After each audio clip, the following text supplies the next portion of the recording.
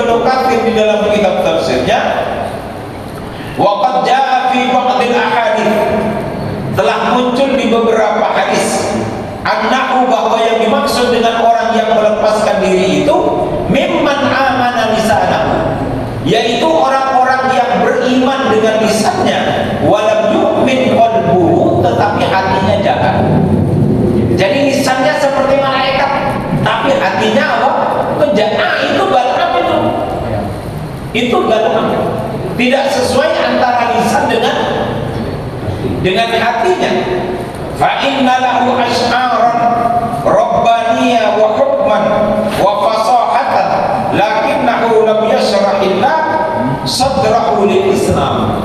Dia punya banyak pemahaman tentang Islam, tetapi Islam tidak masuk ke dalam hatinya.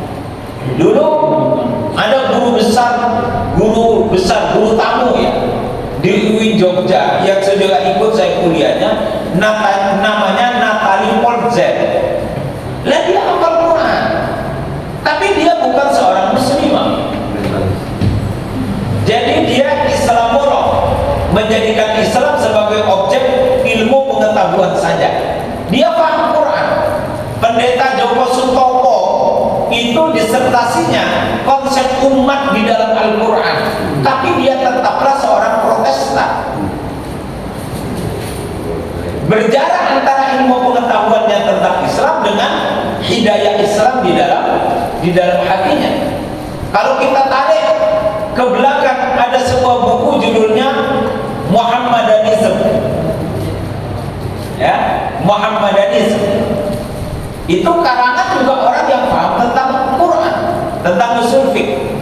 Lalu Bapak Ibu membaca ada sebuah Al-Muqjam Al-Mufahras li Al-Fadil Hadis, ensiklopedia hadis yang tebalnya itu banyak. Siapa yang nulis? Penulisnya namanya Wensing. Siapa Wensing itu? Bukan seorang muslim. Dia Wensing, tapi dia berhasil menulis ensiklopedia hadis, Al-Mufahras li Al-Fadil Hadis, yang berisi berapa kitab hadis di situ? Semua kitab hadis. Dari Imam Bukhari, Muslim, An-Nasai, At-Tirmidzi, Ibnu Majah, Abi Dawud, Ad-Darimi, Imam Malik, Ahmad bin Hanbal, Ibnu Hibban, semuanya ada dalam kitab itu. Tapi yang nulis Muslim apa bukan? Bukan. Nah, inilah yang disebut dengan fansalakha minha. Ada orang pintar tetapi dia berjarak dengan kepintarannya. Ada orang yang banyak ngerti tentang apa yang baik, apa yang buruk, tetapi dia perbuatannya melakukan perbuatan yang jahat. Nah, fansalakha ini terjadi banyak di banyak tempat. Dia paham Quran, dia paham hadis. Barangkali dia punya gelar S1 sarjana agama, seperti orang yang belajar khusus tentang agama.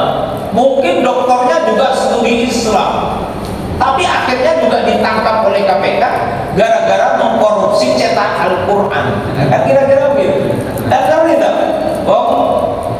jin saja tidak berani mengkorupsi Quran, kok manusia kok ya terus berani. Wallahu a'lam bishawab. Fa'atsba'ahu syaitan, maka Bal'am bin Ba'urah ini diikuti, disandera oleh setan.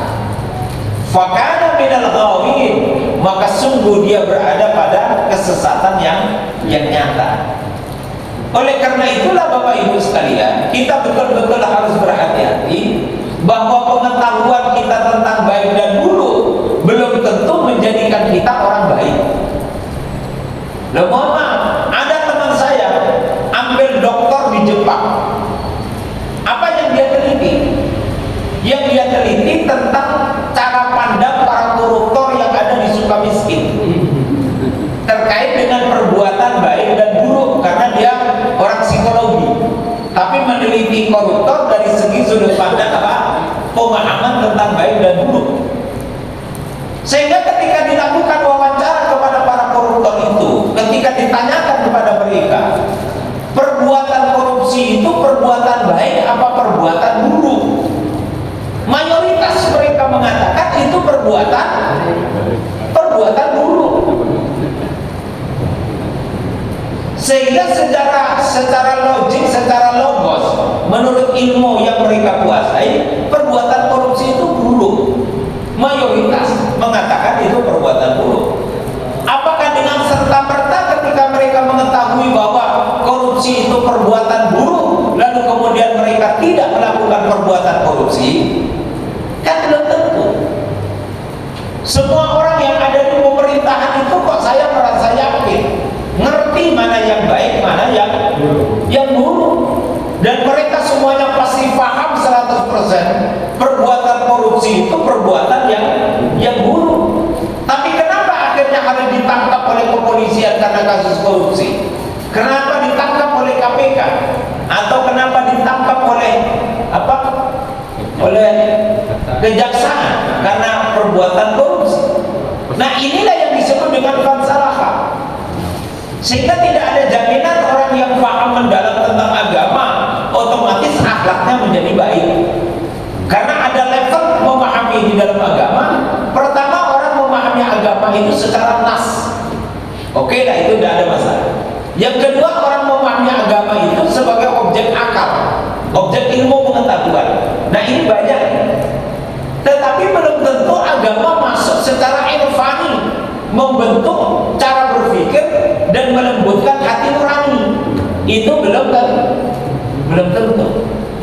Sehingga ada banyak orang yang paham tentang ilmu agama, tetapi belum tentu akhlaknya mencerminkan pemahaman tentang agama dia.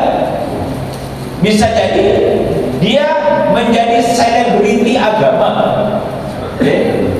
Kalau dia berdakwah bukan dakwah untuk amar ma'ruf nahi munkar, tetapi sebagai bagian dari objek konten untuk meningkatkan subscribe, biar nanti tinggi, nanti juga angpaunya jadi banyak.